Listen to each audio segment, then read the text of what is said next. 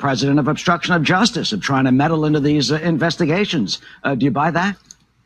No, that's just silly. I mean, you can't fault the president for doing something that he's constitutionally allowed to do, which is fire his attorney general, if indeed that's what he wants to do. And look, it's an inherently controversial position. You had JFK appointing his brother to become the attorney general. You had the left in this country railing against Jeff Sessions before he was confirmed. And now they are lining up in unison saying, wait a minute, Mr. President, you can't fire him. That's just not true. That's not accurate. If the president doesn't have confidence, he should fire him. Well, here's a problem. I mean, getting someone to take the job if indeed he dumps him. I mean, we just heard Jeff Flake say the consensus of the Senate is that they can't confirm someone else. John Cornyn has said this. Susan Collins has said this, that they would not confirm somebody else if indeed the president fires Sessions, because they don't want the president to dump Sessions.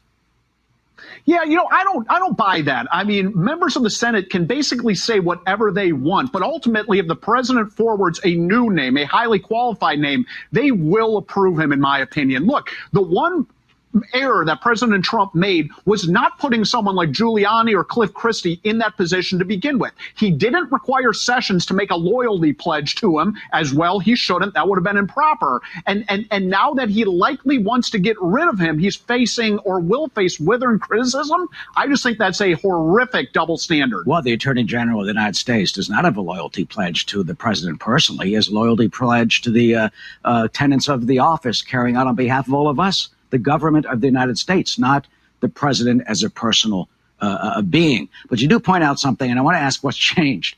Here's Lindsey Graham, first saying it'd be holy hell, in his words, if the president replaced him, and then kind of doing a 180 and opening up the door of that possibility this past week. Let's take a listen. There will be no confirmation hearing for a new attorney general in 2017. If Jeff Sessions is fired, there will be holy hell to pay. Every president deserves an attorney general they have confidence in. Every president has a right to their cabinet. These are not lifetime appointments. Well, you're echoing what he said. I mean, what changed? I don't know what changed, but I think the body of knowledge in terms of what Jeff Sessions has done as he's head of the Department of Justice has slowly changed. And look, as a body, I think it takes a while to form certain opinions and to have those opinions change. And I think there are enough senators right now who have evolved in their position that if President Trump does dump Jeff Sessions, fires him, I think there will be enough senators who, while they may not support it, at least won't riot in opposition to it. So finally, would you take odds on this? What do you think?